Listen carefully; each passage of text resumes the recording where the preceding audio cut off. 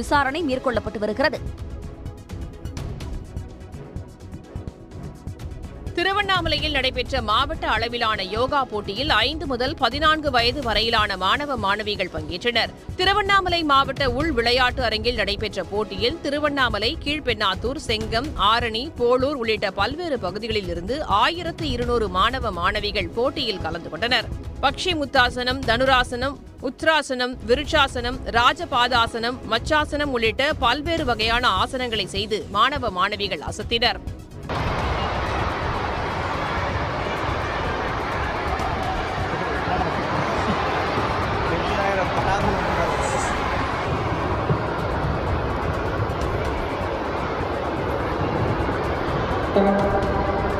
மாவட்ட அளவில் நடைபெற்ற இந்த யோகா போட்டியில் வெற்றி பெற்ற மாணவ மாணவிகள் மாநில அளவில் நடைபெறும் போட்டிகளில் பங்கேற்பார்கள்.